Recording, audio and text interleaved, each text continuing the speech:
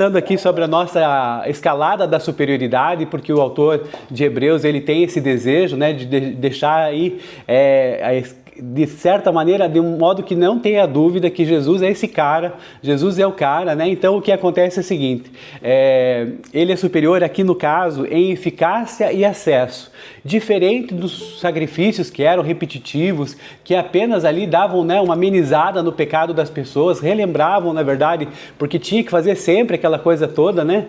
Todo ano, uma vez por ano, tinha que entrar lá na sala do trono de Deus e aí ficar no Santíssimo, né?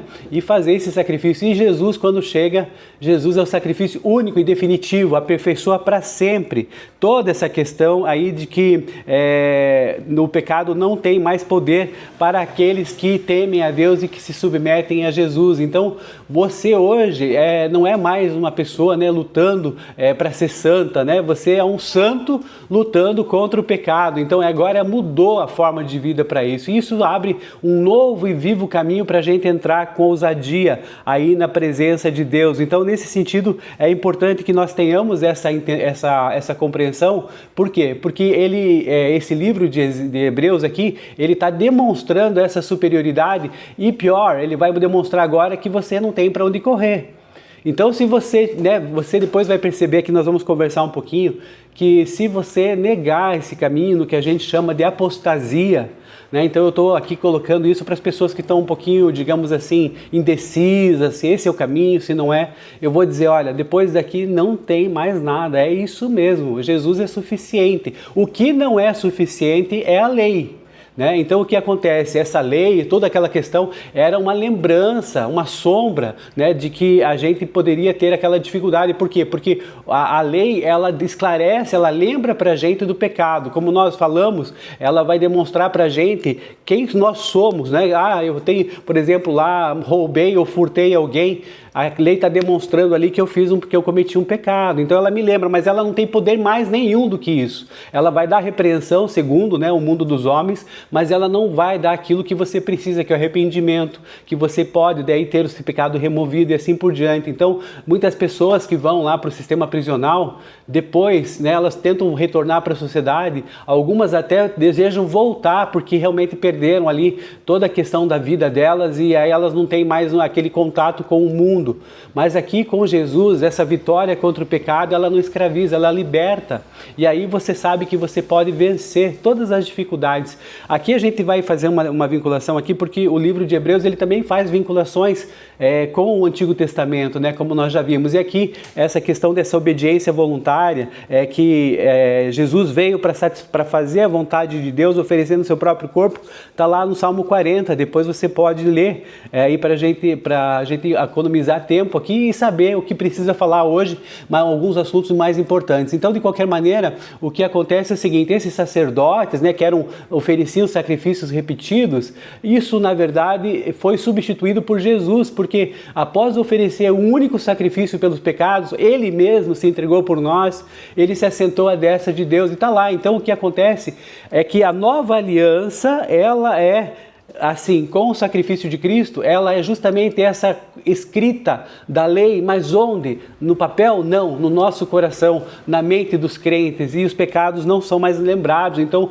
se você tem uma dificuldade nessa questão do perdão, saiba que em Jesus digamos assim, a porta para que você possa realmente ter essa liberdade. Então, não viva na sua prisão, né? A gente tem trabalhado isso nessas questões de perdão, e isso é muito importante. E depois eu queria lembrar de uma música, né? Aquela música que é mais ou menos assim: oh, leva-me à sala do trono, pelo novo e vivo caminho, pelo sangue de Jesus, eterno sumo sacerdote. É do Asaf Borba, uma música muito linda. Eu não sei cantar muito bem, né? Eu só aqui faço eu acho que sei cantar, mas não sei cantar. De qualquer maneira, você já sabe, você já conhece. E isso é importante por quê? Porque Jesus é esse novo e vivo caminho caminho. Então que a gente se aproxime, né, com o coração sincero, pois a gente tem livre acesso ao santuário pelo sangue de Jesus que foi vertido naquela cruz, o novo e vivo caminho, eterno e sumo sacerdote. Olha só, Asaf Borba falando aqui de Hebreus, nós temos lido isso diariamente, aqui estamos caminhando, inclusive para encerrar, né, porque agora a gente já está na parte final, e vou dizer mais, que nós vamos acabar, tem 13 capítulos, né, o Hebreus 13 nós vamos ler no sábado, e o sábado é o dia em que nós comemoramos 1000 dias, 1000 horas de oração. Olha só que interessante, né, como as coisas vão casando. E depois a gente vai começar a ler um outro livro. Então, o que a gente precisa ter, legal, os irmãos comemorando aqui, estou vendo os emojis aqui, que legal. Bom, de qualquer maneira é o seguinte, nós precisamos ficar firmes na confissão da nossa esperança e confiar nessa fidelidade de Jesus, do nosso Senhor Deus, para que a gente possa não ter a nossa fé abalada. Veja só, você tem todo o direito de ficar triste, você tem todo o direito de ficar infeliz, às vezes, né, por uma situação ou outra. Eu, muitas vezes, frustrado aqui com as questões que eu preciso, né, vencer, preciso esperar tempo e tal, mas não deixe nada abalar a sua fé. Se você não conseguir por uma questão emocional, né, porque naquele momento você está indignado, está chateado, você pode até brigar com Deus, mas racionalmente diz assim, olha, mas eu não deixo, eu não abro mão disso, eu quero continuar, porque eu não tenho para onde correr. É mais ou menos assim que a gente precisa pensar nas situações de maior dificuldade nas nossas vidas. E de melhor, depois que isso acontece, né, que a gente está firme nessa confissão da nossa esperança, que isso quer dizer o quê? Que nós estamos firmados na rocha, que é Jesus, e nós não abrimos mão, a gente pode estimular uns aos outros para se fortalecer. Então, se congregar, se estimular, e isso é importante para nós, para que nós entendamos que nós também precisamos nos manter unidos. A cada dia que nós estamos aqui na sala de oração, nós estamos dizendo, olha, não deixe de congregar, estimule-se às boas obras, ao amor, e isso para nós é muito importante para que a gente possa manter essa caminhada entre nós aqui e sermos pessoas que vão caminhando e amadurecendo. Por quê? Porque a gente precisa vencer essas questões todas e a vida nos traz muitas vezes, né, essas dificuldades que nos fazem às vezes regredir, retroceder. Só que a gente vai ler lá no último versículo, né? Nós, porém, não somos dos que retrocedem e são destruídos, mas dos que creem e são salvos. Então, aquele filósofo Van Damme, né?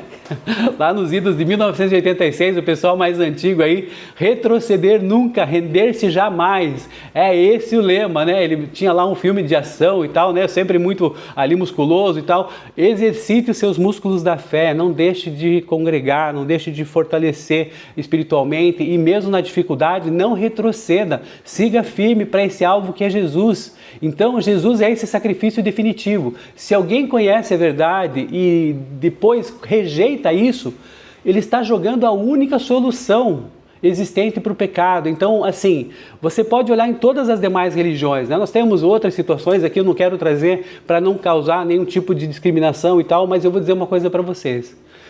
Esse Jesus salva, esse Jesus cura, esse Jesus é o único caminho para nós, entre nós e Deus. Então, a gente precisa compreender que, assim, se você tem uma dificuldade, assim, relacionada a qualquer outra situação, não negue sua fé. Não deixe as coisas acontecerem e se perder o controle. Por quê? Porque você não tem para onde correr. Essa que é a verdade. Então, eu sei que às vezes é uma palavra um pouco dura, mas é o que Hebreus está falando aqui para que a gente não faça nada que venha a, digamos assim, chamar que nós sejamos apóstatas, ou seja, que nós deixemos a nossa fé. Isso é muito importante. Por quê? Porque nós precisamos compreender que, já pensou se você tem uma doença incurável, e você tem um único remédio, que você sabe que ele vai te ajudar e tal, mas você, por vontade consciente, deliberadamente, fala assim, eu não quero mais tomar isso.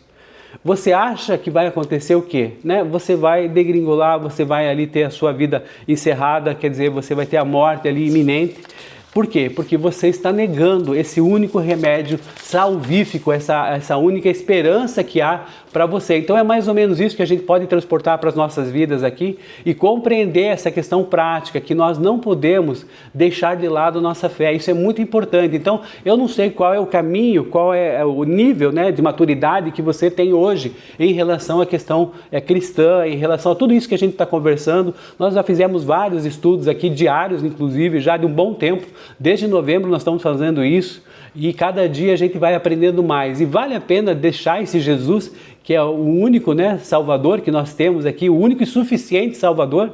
Pense a respeito disso, mas aqui o autor de Hebreus está dizendo para você não titubear. Quer dizer, você não, cambalear para um lado, para o outro, não.